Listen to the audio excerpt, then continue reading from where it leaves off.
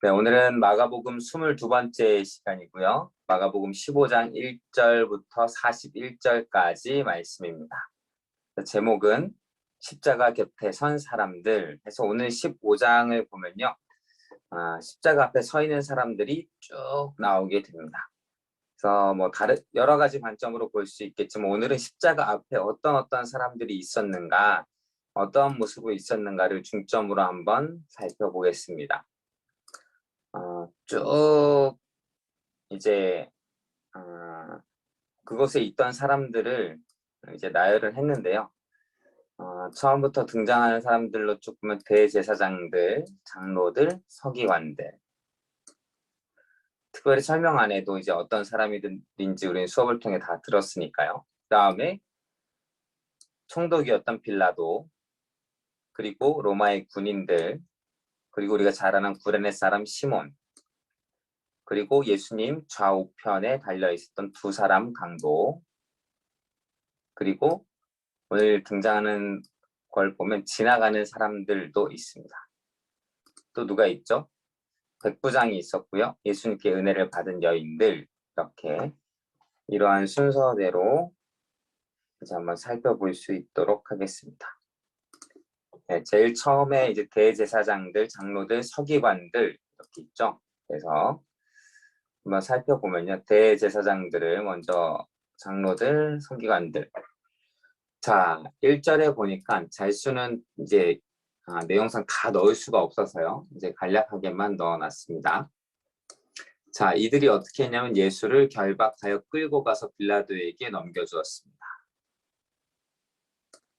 그렇죠. 가룟 유다로부터 이제 예수님을 받아서 예수를 결박하고 끌고 가서 빌라도에게 넘겨줬습니다. 넘겨주면서 빌라도에게 고발합니다. 이 사람은 죄인입니다. 이렇게 고발을 합니다. 여러 가지 말들로 예수님이 이제 잘못하신 것들, 죄에 대해서 고발합니다. 그래서 로마의 군법으로 예수님을 죽일 수 있도록 고발하는 것이죠. 그리고 그 빌라도에게 뿐만 아니라 예루살렘에 있는 백성들을 충동하여서 예수님을 못 박히게 합니다. 그래서 결국 예수님 십자가에 달리게 되죠. 그래서 십자가에 달린 예수님을 희롱합니다. 절수는 다 읽지 않겠습니다. 지금 교재에 있으니까 아니면 성경책 보시면서 이 절수를 따라 한번 읽어보시면 그 내용들이 다 나와 있으니까요. 한번 살펴보시기 바랍니다.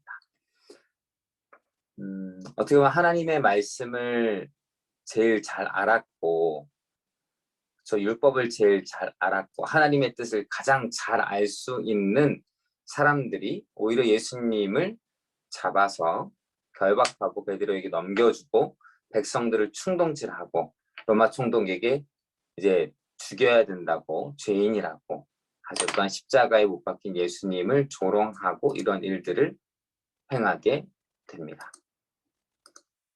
자, 그 다음으로 나오는 사람들이 누구냐면요.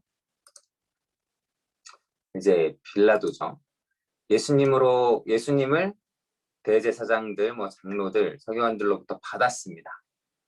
그래서 예수님을 만나보고 이야기하는 가운데 마가복음 5절에 보면 무슨 느낌을 받냐면 놀랍게 여깁니다. 그러면서 이 사람은 죄인이 아니다라는 것을 알게 된 거죠. 그러니까 어떻게 하죠? 예수를 풀어주려고 합니다. 자, 명절날 6월절이죠. 6월절날 이제 죄인 한 명을 풀어주는 관습이 있는데 그래서 그 한 사람 풀어주는 걸 예수님으로 해서 풀어주려고 했습니다. 그런데 오히려 백성들, 대제사장, 지도자들은 어떻게 하죠? 예수님이 아니라 바라바를 라는 사람을 놓아달라고 하죠. 결국 빌라도는 예수님을 풀어주고자 했지만 자기 뜻이 아니라 백성을 만족시키고자 예수를 채찍질하고 십자가에 못 박히게 넘겨줍니다. 자, 자신의 신념이 있었어요. 예수님은 이 사람은 죄인이 아니다 라는 것을 알았어요. 그리고 풀어주고 싶었습니다. 풀어주려고 했습니다. 그런데 자신이 받은 마음의 뜻대로 하지 않고 누구에게 흔들렸냐면 백성에게 흔들리고 지도자들에게 흔들린 것이죠. 예수님을 보고 자기가 받은 그 생각을 그 받은 느낌대로 하지 아니하고 사람들에게 휘둘린 것이죠. 사람은 쉽게 사람들한테 흔들리거든요. 결국 바른 일을 할 수 있었음에도 불구하고 빌라도는 이러한 큰 잘못을 저지르게 됩니다. 예수님을 넘겨주게 된 것이죠. 자, 이제 예수님을 넘겨주었으니까 군인들이 예수님을 이제 모시고 가겠죠. 자, 군인들이 예수님을 어떻게 합니까? 왕이라고 조롱합니다. 그래서 자색 옷을 입혀요. 자색 옷이 무엇이냐면 그 당시에 왕족들, 부자들이 입는 옷입니다. 특별히 왕을 상징하는 옷이에요. 그리고 가시관을 엮어 씌우고요. 자, 관이죠, 관. 왕을 상징하는데 가시로 만든 관. 그래서 쓰면 피가 날 수밖에 없는 그런 관이죠. 그리고 갈대로 얼굴을 칩니다. 머리를 치죠. 그리고 침을 뱉고 꿇어서 절합니다. 왜? 왕이라고 하니까. 자, 그리고 십자가에 못 박고요. 제비 뽑아 옷을 나눕니다. 자, 군인들의 핵심은 이거예요. 왕이라고 조롱합니다. 자, 십자가에 못 박으라 하니까 이 사람들은 예수님에 대해서 얼마나 알았는지 모르겠지만 그저 조롱하고, 또한 왕이라고 하니까 왕처럼 입혀서 자색 옷을 입히고 손에 갈대도 쥐어주고 또 가시관도 씌워서 네가 왕이냐라고 하면서 조롱하는 것이죠. 예수님에 대해서 그렇게 깊게 잘 알지도 못하면서 그저 군인으로서 시키는 대로 하면서 예수님을 조롱하고 있는 것이죠. 그리고 십자가에 못 박습니다. 그리고 조롱하죠. 이것이 군인들의 모습입니다. 자, 그 다음에 누가 등장하죠? 다음을 보면, 자, 구레네 사람 시몬이 등장합니다. 우리가 잘 알죠. 오늘 말씀에도 보면 알렉산더와 루포의 아버지라고 나옵니다. 성경에서 보면요, 특별히 이렇게 특히 신약에서는, 특히 마가복음에서는 이렇게 상세하게 나온 적이 거의 없습니다. 그렇죠? 구레네 사람, 자, 이집트, 애굽 옆에 있는 아프리카 땅이라고 많이 알려져 있는데요. 구레네 사람 시몬, 알렉산더와 루포의 아버지. 이렇게 우리가 잘 아는 구레네 사람 시몬이 지나가다가 억지로 십자가를 지게 되죠. 여기서 한번 볼게요. 억지로 십자가를 지었다라고. 로마 군인들이 이제 이 구레네 사람 시몬을 데려다가 예수님 대신에 십자가를 지워서 골고다 언덕으로 올라가게 합니다. 예수님이 지치시고 들지 못하니까 이제 그 구레네 사람 시몬으로 하여금 십자가를 지게 하죠. 그런데 생각보다 역할이 크지 않잖아요. 그렇죠? 그저 지나가다가 잡혀서 십자가를 지고 가게 되었다. 그 사건 하나인데 절도 그렇게 길지 않은데 소개할 때 뭐라고 말하고 있죠? 이렇게 상세하게 말하고 있잖아요. 마가복음에서는 드문이래요. 자, 우리가 생각이 나시나요? 마가복음에 등장했던 사람들을 살펴봅시다. 예수님께 고침받았던 나병 환자 어떻게 소개되고 있죠? 이름이 나오나요? 이름이 나오지 않습니다. 그렇죠? 안 나와요. 그러면 지방이 나오나요? 어디에 사던 어디 출신 사람이다 이게 나오나요? 안 나오나요? 안 나오죠. 나오지 않아요. 뭐 누구의 아들이다, 누구의 아버지다가 나오나요? 안 나오나요? 나오지 않죠. 안 나옵니다. 그렇죠? 중풍병자, 한 중풍병자 이렇게 나오죠. 그리고 대부분 이름보다 뭐라 나오면 그 사람의 병에 대해 나오죠. 그렇죠? 오랫동안 뭐 혈류증을 앓아온 여인, 뭐 이런 식으로 이름이 나오거나 이런 것들이 드뭅니다. 그 사람이 겪고 있는 지금 아픔에 대해서 그렇게 간략하게 소개하는데 이 사람만큼은 길게 소개하죠. 얼마만큼 길게 소개하나요? 아들의 이름도 나오고요. 지방도 나옵니다. 그렇죠? 그러한 이유가 있어요. 이 마가복음을 기록할 때에 이 사람에 대한 것을 밝힐 필요가 있기 때문이었죠. 마가복음을 읽고 있는 독자들에게 이 사람에 대해서 특별히 소개할 이유가 있었던 겁니다. 이제 구레네 사람의 시몬이 이제 엮여져 있는 것들을 살펴보면 이제 알렉산더는 너무 흔한 이름이고요. 루포라는 이름은 그렇게 흔한 이름이 아니니까요. 로마서 16장 13절에 보면 이렇게 나옵니다. 주 안에서 택하심을 입은 루포와 그의 어머니에게 문안하라. 그의 어머니는 곧 내 어머니니라. 보면 대부분 여기에 있는 루포를 여기에 있는 구레네 사람 시몬의 아들 그 루포와 동일시 여기는 거의 동일시 여깁니다. 그렇게 생각해 본다면 이제 로마서를 쓰면서 주 안에서 택하심을 입은 루포와 그의 어머니에게 문안하라 하면서 사도 바울이 로마서를 썼죠. 그의 어머니는 곧 내 어머니라 라고 나옵니다. 자, 여기서 그의 어머니는 곧 내 어머니라는 뜻은 뭘까요?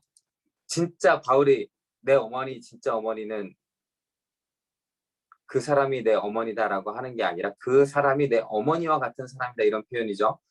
그 사람은 그 어머니, 루포의 어머니는 내 어머니와 같은 사람이다.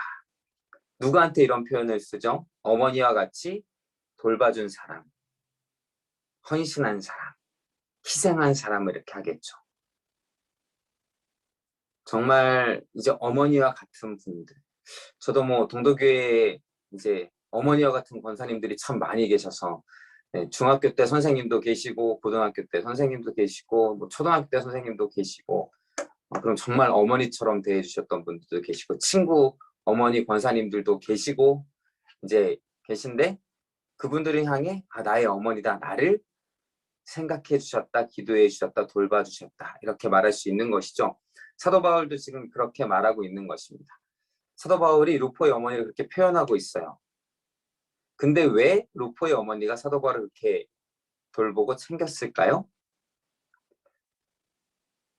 예수님의 복음을 전하는 사도 바울을 위해 희생하고 헌신했습니다. 왜? 복음을 아는 자였고 복음을 위해 희생한 거였고 예수님의 복음을 위해 사도 바울을 섬긴 것이죠. 돌본 것이죠. 마치 어머니와처럼. 그럼 이 구레네 사람의 시몬의 아내가 되는 것이죠. 루포의 어머니니까.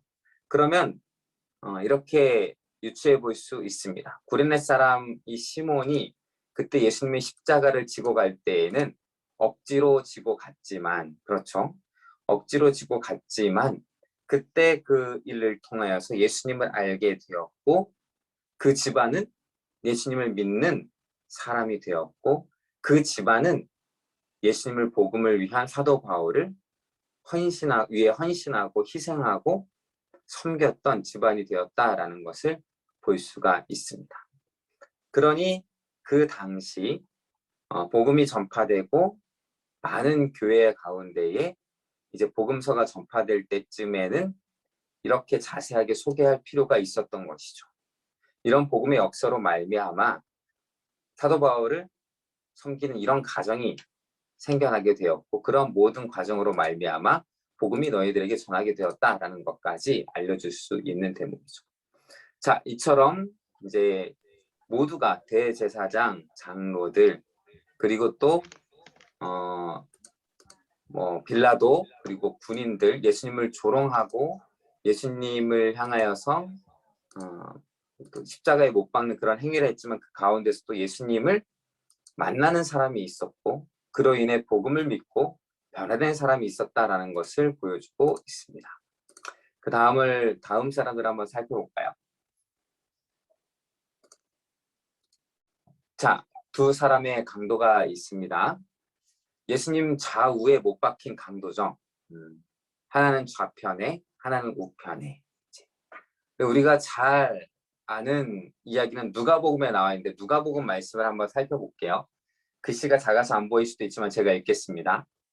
자, 십자가에 달린 행악자 중 하나는 비방하여 이르되 내가 그리스도가 아니냐 너와 우리를 구원하라 하되 하나는 그 사람을 꾸짖어 이르되 내가 동일한 정죄를 받고서도 하나님을 두려워하지 않느냐 하지 아니하느냐 우리는 우리가 행한 일에 상당한 봉을 받는 것이니 십자가에 못 박히는 게 당연하지만 이 사람이 행한 것은 옳지 않는 것이 없느니라 하고 이르되 예수여 당신 나라에 임하실 때에 나를 기억입니다. 기억하소서 하니 예수께서 이르시되 내가 진실로 내게 이르노니 오늘 내가 나와 함께 낙원에 있으리라 하시니라 이렇게 말합니다.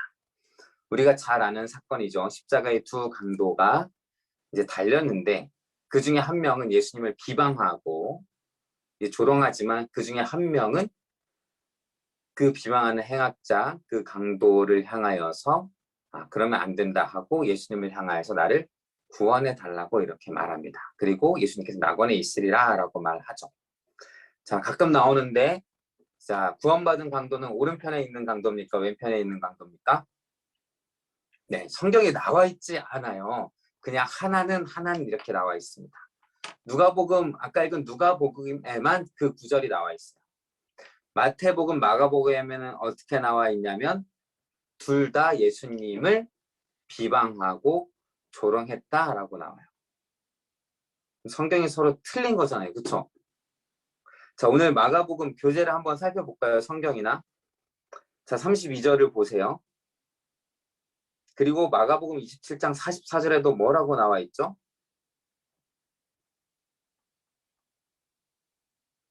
자,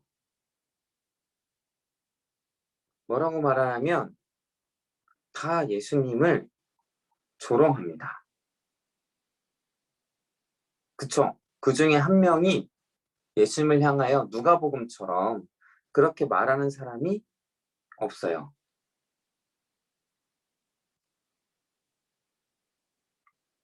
있어요? 없어요? 없잖아요. 그쵸? 32절 때 보면 함께 십자가에 못 박힌 자들도 이렇게 복수로 나와 있잖아요. 그쵸? 십자가에 못 박힌 한 사람은 강도 한 명은 이렇게 하지 않고 두 사람 다 자들도 예수를 욕하더라 이렇게. 마태복음도 마찬가지로 나와 있죠. 그럼 어떤 게 진짜일까요? 성경이 서로 다른데. 자, 그래서 이 문제는 이렇게 봅니다.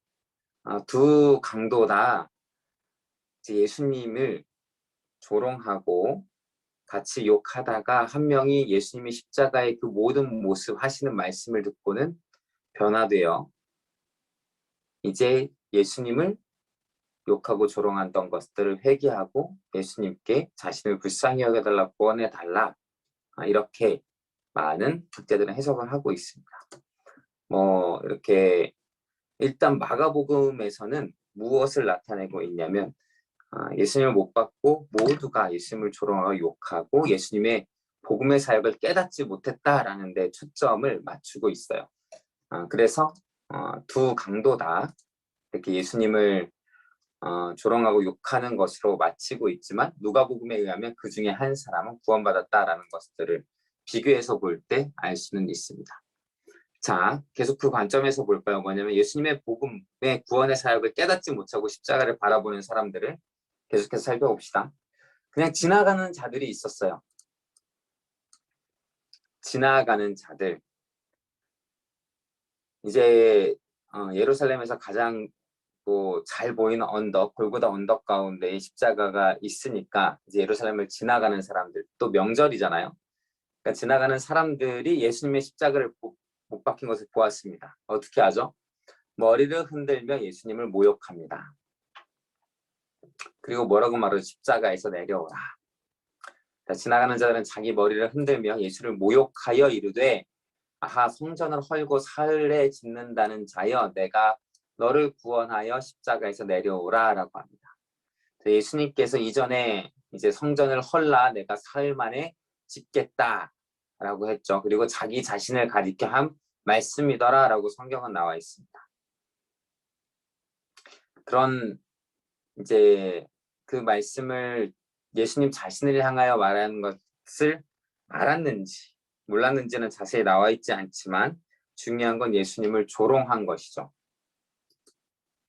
머리를 흔들면서 예수님을 향해 조롱하여 욕합니다. 어떤 모습을 보고 그런 것일까요? 십자가에 달리신 모습을 보고 그런 것이죠. 만약에 예수님이 기적을 행하고 계신다, 병든 자를 고치고 계신다, 많은 굶주린 자들을 먹이고 계신다라고 하면 머리를 흔들고 조롱하고 있을까요? 그렇지 않죠. 예수님의 십자가의 모습을 보고 그렇게 한 것입니다. 예수님의 십자가의 의미를 모르니까 이렇게 하고 있는 거예요. 그래서 그 다음에는 예수님이 십자가에 못 박히신 의미가 무엇인지에 대해서 구절이 나와 있는데요. 그때 예수님이 십자가에서 죽으실 때에 일어난 일을 간략하게 마가복음은 말하고 있습니다. 어떻게 됐죠? 이에 성소 휘장이 위로부터 아래까지 찢어져서 둘이 되었다라고 말씀하고 있죠. 이 성소 휘장이 위로부터 아래까지 찢어져 둘이 된 그때가 언제냐면 이제 50절에 보면 50절이 아니죠. 그 전에 있는 말씀 보면 예수님이 이제 죽으시자 십자가에서 이제 그 목숨을 다 하시고 예수님이 숨지시자 큰 소리를 지르시고 숨지시자 이에 성소 휘장 위에서부터 아래까지 찢어져 둘이 되었습니다. 그렇죠. 이 휘장이 둘로 찢어지는 것은 무엇인가? 이제 뒤에 히브리서에 나오는데 말씀이 나오기 전에 우리 성막에 대해서 다 아시잖아요. 그렇죠? 전에도 한번 성전 그림을 보여주면서 그 성전 선막에 있는 구조에 대해서 말씀을 드렸는데요. 이제 성막에 보면 성막에 뜰이 있습니다. 그렇죠? 그 안에 성소가 있죠. 성소는 또 지성소와 성소가 나눠지는데 성막은 성소, 지성소가 있는데 휘장들이 다 있습니다. 가리워져 있죠. 특별히 이 성소 안에는 아무나 들어갈 수 없죠. 제사장만 들어갑니다. 근데 또 그 안에 있는 지성소는 누가 들어갈 수 있죠? 1년에 한 번 대제사장만 들어갈 수 있습니다. 가서 무엇을 하냐면 이제 1년에 한 번 모든 백성들을 위해 이제 대속의 기도를 드리는 거죠. 모든 백성의 대표가 되어서 중보자가 되어서 하나님 앞에서 그 모든 민족의 죄를 회개하고 기도하는 자리, 하나님을 만나는 자리가 지성소입니다. 함부로 들어올 수 없도록 휘장으로 가리워져 있죠. 하나님과의 우리 관계가 죄로 말미암아 직접 대면하여 볼 수 없는 것을 상징하고 있습니다. 그렇죠. 그 휘장이 찢어졌어요. 그 휘장이 위에서부터 아래로 찢어져 둘이 되었습니다. 공간이 열리게 된 거죠. 하나님께 나아갈 수 있는 공간이 열리게 된 것입니다. 자, 히브리서 말씀을 볼까요? 히브리서 말씀에는 이 의미가 잘 나와 있습니다. 히브리서를 보면 성막이 의미하는 것이 무엇인지, 제사가 의미하는 것이 무엇인지, 제사장이 하는 일이 무엇인지가 나와 있고요. 그 일을 예수님께서 이루셨다라는 것이 나와 있어요. 히브리서 말씀을 다 볼 수는 없지만 간략하게 살펴보면 요약되어 있는 게 10장 19절이라고 볼 수 있으면 됩니다. 그 의미를. 여기 보면 그러므로 형제들 우리가 예수의 피를 힘입어 성소에 들어갈 담력을 얻었나니 그 길은 우리를 위하여 휘장 가운데로 열어놓으신 새로운 살 길이요 휘장은 곧 그의 육체니라 라고 말하고 있습니다. 성소에 들어간다는 건 뭐죠? 하나님을 이제 만날 수 있다라는 것이죠. 하나님을 어떻게 만날 수 있죠? 예수 그리스도가 죽으심으로 휘장이 찢어졌다라고 말하고 있죠. 그것을 더 어떻게 극적으로 표현하고 있냐면 예수님께서 십자가에서 죽으심으로 말미암아 그 육체가 찢어지심으로 말미암아 이루어졌다. 그 육체가 곧 휘장이라라고 표현하고 있죠. 그 휘장이 찢어짐으로 예수님의 몸이 십자가에서 찢어지심으로 죽으심으로 그 길이 열리게 되었다라고 말하고 있습니다. 이 죽음의 의미가 뭐죠? 그것이 바로 복음이다. 복음은 뭐죠? 하나님과 우리가 막혀있던 담이 막혀있던 휘장이 찢어지고 하나님 앞에 나아갈 수 있는 길을 열게 되었다라는 것을 말씀하여 주고 있습니다. 그러한 귀한 죽음이 있는 그 십자가 앞에서 사람들은 어떻게 했나요? 그 죽음을 바라보고 조롱하고 희롱하고 이 십자가 죽음 앞에서 당신이 과연 진정한 왕이냐라고 말하고, 대제사장이던 군인들이던 지나가는 사람들이던 두 강도던 그 사실을 모른 채 예수님을 조롱하는 것이죠. 그것이 자신을 위한 복음의 결정적인 행위였음에도 불구하고 깨닫지 못하고 그렇게 예수님의 십자가를 바라본 것입니다. 그런데 그 와중에서도 대단한 사람이 있는데 바로 백부장이죠. 백부장은 예수님을 하나님의 아들로 고백합니다. 십자가 곁에 선 백부장, 그 사람은 예수님의 십자가의 모든 것을 살펴보고 그렇게 고백하죠. 39절 말씀 보면 예수님을 향하여 섰던 백부장이 그렇게 순지심을 보고 이르되 이 사람은 진실로 하나님의 아들이었도다 라고 합니다. 예수를 향하여 섰던 백부장, 어쩌면 이 백부장이 예수님의 십자가를 못 박을 수도 있고, 그리고 예수님을 십자가에 못 박으라고 그 부하들에게 명령했을 수 있죠. 그렇죠? 예수님을 조롱한 그 군인일 수도 있고 그 군인들의 백부장일 수도 있습니다. 마태복음은 동일한 구절 속에서 오히려 이렇게까지 말해요. 백부장과 및 함께 예수를 지키던 자들이, 백부장만 그런 것이 아니죠. 백부장과 함께 있던 그 군인들이 지진과 그 일어난 일들을 보고 심히 두려워 이르되 이는 진실로 하나님의 아들이었도다 라고 고백하죠. 누가복음도 볼까요? 백부장이 그 된 일을 보고 하나님께 영광을 돌려 이르되 이 사람은 정녕 의인이었도다 라고.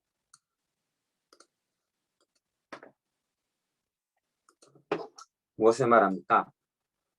차분히 예수님의 그 곁에서 계속해서 그 죽으심을 바라보았던, 예수님의 말씀을 들었던, 하나하나 다 보았던 그 백부장은, 그리고 그 주위에 있던 군인들 사람들은 예수님의 죽음을 보며 진정 하나님의 아들이었음을 깨닫고 있습니다. 오히려 누가 깨달아야 될까요? 대제사장들, 그렇죠? 장로들, 말씀을 안다고 하는 사람들, 율법을 지킨다고 하는 사람들이 그래야 될 텐데 그들은 그렇지 못하죠. 오히려 끝까지 깨닫지 못합니다. 오히려 누가 깨달아요? 복음에는 먼 사람, 그렇죠? 예수님을 믿기에는, 하나님의 말씀을 깨닫기에는 오히려 먼 사람이 예수님을 깨닫고 그 앞에서 고백을 하고 있습니다. 자, 마지막으로 살펴볼 거는 여인들인데요. 자, 예수님께 은혜 받은 여인들이 나와요. 막달라 마리아, 정말 많이 나오는 사람이죠. 자, 막달라 마리아는 특별히 누구냐면 7 귀신이 그 안에 있다가 예수님께서 고쳐주시는 사람입니다. 7 귀신이 나간 자 막달라인이라 하는 마리아. 이렇게. 이 마리아가 어떤 일을 했냐면 다른 여러 여자가 함께하여 자기들의 소유로 그들을 섬기다. 그래서 막달라 마리아는 자신이 그런 귀신 나간 이후에 예수님의 사역을 위해서 자기네 소유로 예수님과 제자들을 섬기던 사람이었습니다.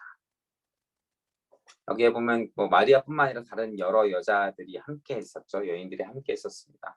이처럼 자신은 예수님으로 인하여서 구원을 받았고 이제 귀신을 내보내게 되었고 이제 그 이후로 예수님을 위해서 이렇게 헌신하고 드려지는 삶을 살았던 사람이죠. 그 막달라 마리아, 그리고 두 번째 오늘 말씀은 야고보와 요새의 어머니 마리아.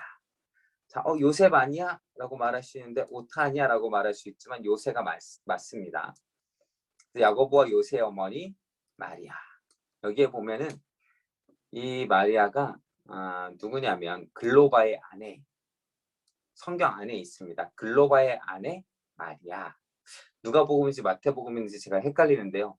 둘 중에 하나는 보면은 이제 이 마리아를 글로바의 아내 마리아와라고 표현하고 있습니다.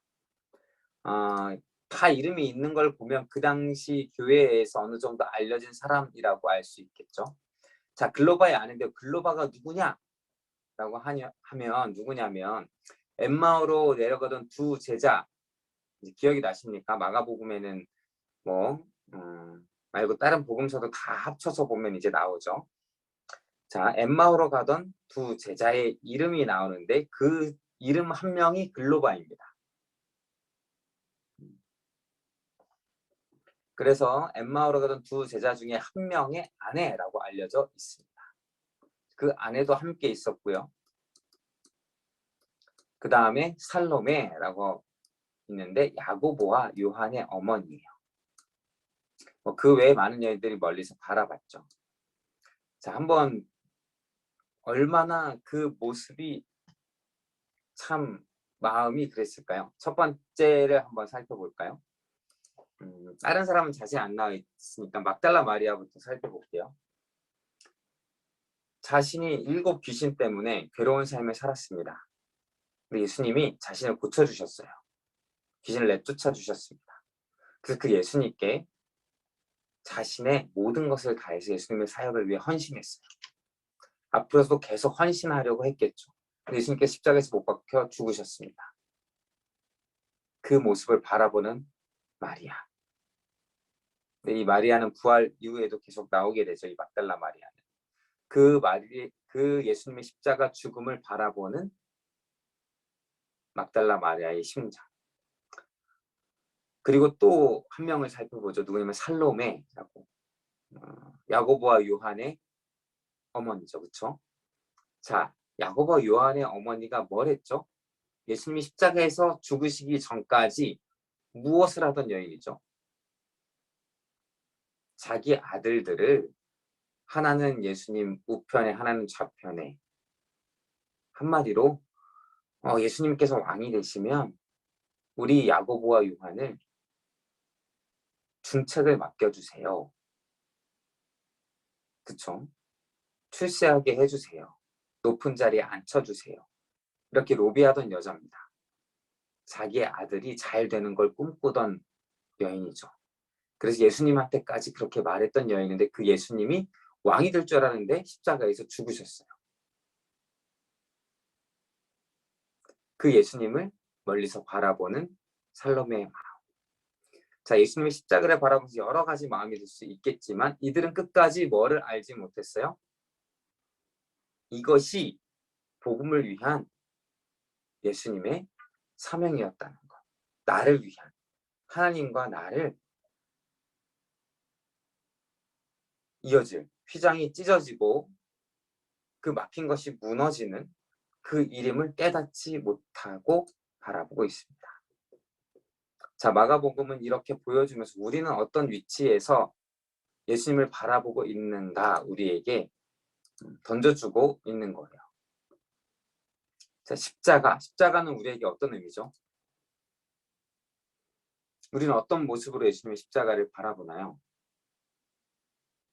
물론 머릿속으로는 다 알고 있죠. 나를 구원한 십자가이다. 이 십자가로 인해 내가 죽음에서 생명으로 옮겨지게 되었고 지옥의 문이 열린 게 아니라 하나님과 함께 할 수 있는 천국의 문이 열렸다라는 것을 알고 있습니다. 그렇게 십자가를 바라보고 있나요? 물론 우리가 대제사장들, 장로들처럼 바라보진 않을 거고. 그렇지만 때로는 우리는 지나가는 사람들처럼 보진 않는지. 아니면 때로는 구레네 사람 시몬처럼 그 당시 그 모습처럼 억지로 십자가를 지고 가고 있지는 않은지. 때로는 그저 안타깝게만 십자가를 바라보고 있지는 않은지. 내 명예와 나의 꿈과 내 미래만을 생각하며 십자가를 바라보고 있지는 않은지. 물론 세상 사람들처럼 때로는 군인들처럼 잘 알지도 못한 채 때로는 지나가는 사람들처럼 십자가를 욕하고 비방하고 예수를 향하여, 그런 예수님을 향하여 그저 자신의 생각대로 말할 수 있지만 우리는 절대 그래선 안 되겠죠. 복음을 듣고 믿고 예수 그리스도로 말미암아 교회에서 이제 신앙생활을 한 사람들은 늘 예수님의 십자가를 기억하고 바라봐야 합니다. 영원한 천국으로 인도하여 주신 그 예수님의 사랑을 보고 감격하고 기뻐하고 감사할 수 있어야 됩니다. 예수님의 십자가가 뭐죠? 각자 자신에게 한번 정의를 내려보세요. 죽음으로 갈 수 밖에 없었던 나를 생명을 주신 하나님. 그럼 결국 내 모든 것은 하나님의 것입니다. 고백할 수밖에 없고 감사할 수밖에 없는 것이죠. 이전에 이제 예수님께서 하신 말씀 것처럼 하나님의 것은 하나님께 드리듯이 이제 나는 내 것이 아니라 누구의 것이 하나님의 것이니까 예수 그리스도의 십자가로 말미암아 하나님의 것이 되었으니까 하나님께 드리는 것이 맞겠죠. 자, 이번 주 돌아오는 주는 추수감사주일입니다. 그렇죠? 네. 우리 마가복음반에 계신 분들은 오늘 해 1년 동안 무엇을 추수하셨습니까? 추수한 것이 있으신가요? 네, 저도 농사를 안 지어서 추수한 건 없고요. 네. 저희 집에 항상 기대하면서 키우고 있는 이제 오렌지 나무가 하나가 있는데 역시 올해도 열매는 맺지 않았고요. 네. 정말로 원래 한 해를 돌아보시기 바랍니다. 분명히 하나님께서 우리에게 주신 것들이 있어요. 감사할 것들이 있습니다. 천국의 문을 열어주셔서 생명을 주신 하나님께서 그뿐만 아니라 우리에게 살아가는 동안 주신 은혜가 분명히 있습니다. 이제 주일까지 금, 토, 주 3일 남았잖아요. 한번 생각해 보시고 돌아보시고 그 감사를 하나님께 드리시기 바랍니다. 우리가 드릴 수 있는 표현은 가장 좋은 방법은 사실은 이제 우리는 뭐 추수물을 드릴 수 없으니까 이제 헌금이잖아요. 그쵸? 그럼 그저 추수헌금 봉투가 있으니까 이제 헌금을 드려야겠다 하고 생각 없이 그래 이 정도 넣어서 드려야지 이렇게 생각하지 마시고 액수가 중요한 것이 아니라 정말 내가 하나님께 표현할 수 있는 감사와 정성을 다 생각하고 기도하면서 가장 정성스럽게 하나님께 드려보시기 바랍니다. 날 구원해 주신 하나님, 그리고 내가 여기 있게 하신 하나님, 천국에 있게 하실 하나님, 내 건 아무것도 없는데 나를 위해 이만큼 주신 하나님께 한번 감사의 표현을 하시고 감사의 기도를 드리시고 또한 감사의 헌금을 하는 우리가 되기를 소망합니다. 네. 오늘도 기도하고 마칠 텐데요. 그동안 우리가 예수 그리스도의 십자가를 어떻게 바라봤는지 다시 한번 돌아보시고 하나님, 내가 백부장과 같이 순수하게 예수님의 십자가를 바라보며 하나님의 아들임을 고백하게 해주시고 나를 위해 십자가에 죽으셨다는 걸 다시 한번 기억하게 해주시고 그 사랑에 감격하고 감사할 수 있는 내가 될 수 있도록 기도하고 오늘 이 시간 마치도록 하겠습니다. 기도하겠습니다.